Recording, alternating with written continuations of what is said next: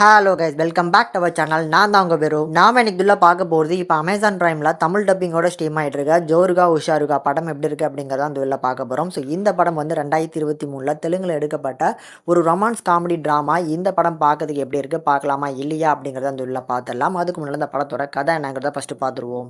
படத்தில் நம்ம ஹீரோ வந்து ஒரு கார்ப்பரேட் கம்பெனியில் வேலை பார்த்துட்டு இருக்காப்புல. இவருக்கு ப்ரொமோஷன் வேணும் அப்படின்னு சொல்லி கோயிலில் வேண்டிட்டு இருக்காரு. அண்ட் ப்ரொமோஷன் வேணும் அண்ட் ஆல்சோ மேனேஜருக்கு வந்து சீக்கிரமாகவே கல்யாணம் ஆகணும் அப்படிங்கிற மாதிரி வேண்டிக்கிறாப்புல. ஏன் அப்படின்னா அவருக்கு கல்யாணம் ஆனால் தான் இவருக்கு ப்ரொமோஷன் கிடைக்கிற மாதிரியான ஒரு ஸ்டேஜில் தான் கம்பெனி இப்போ நிலவரம் இருக்குது. ஆனால் அவரோட மேனேஜரோ வந்து பார்த்தீங்கன்னா ஏஜ் 30க்கு மேலே தாண்டி போயிட்டு இருக்கு. எந்த ஒரு பொண்ணுமே வந்து செட் ஆகிற மாதிரி தெரில. எல்லா பொண்ணுமே பார்க்குறாங்க, ரிஜெக்ட் ஆகிட்டே இருக்குது. ஸோ இதனாலே என்னமோ வந்து அந்த கம்பெனியில் வேலை பார்க்குற அந்த மேனேஜருக்கு இந்த கம்பெனிக்குள்ளே லவ் பண்ணுறவங்க அப்படின்னாலே பிடிக்காது. அவங்கள வேலையை விட்டு தூக்கிடுவாப்ல. இந்த மாதிரியான சமயத்தில் நம்ம ஹீரோ லவ் பண்ணுற ஒரு பொண்ணு அவங்களுக்கு டீம் லீடராக வராங்க. அந்த லவ் மேட்ரு மேனேஜருக்கு தெரிஞ்சிச்சா இல்லையா, இதுக்கு நடுவில் வந்து அவங்க அப்பாவுக்கு வந்து ஒரு கடன் பிரச்சனை இருக்குது.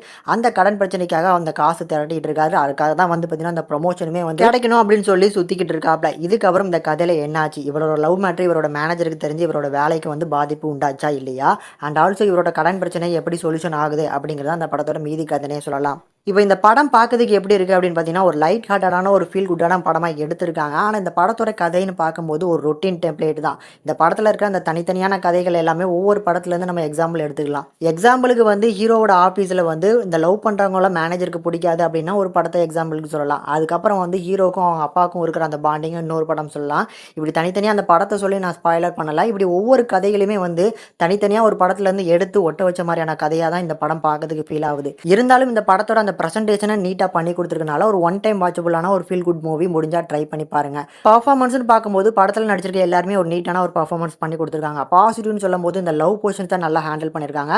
அண்ட் ஆல்சோ அந்த அப்பாக்கும் பையனுக்கும் இருக்கிற பாண்டிங் அது ஓரளவுக்கு நல்லா ஹேண்டில் பண்ணியிருக்காங்க. இன்னும் கொஞ்சம் ரைட்டிங் நல்லா பண்ணியிருக்கலாம்னு தோணுதானா. ஸோ எனிவேஸ் பார்த்து என்ஜாய் பண்ணுற மாதிரியான ஒரு ஒன் டைம் வாட்சபிள் மூவி முடிஞ்சால் ட்ரை பண்ணி பாருங்க. இந்த படத்துக்கு நம்ம சேனல் ரேட்டிங்னு பார்க்கும்போது 5க்கு 2.1 வரைக்கும் ரேஷியோ கொடுத்துருக்கோம். ஒரு ஆவரேஜான ட்ராமா முடிஞ்சால் ட்ரை பண்ணி பாருங்க.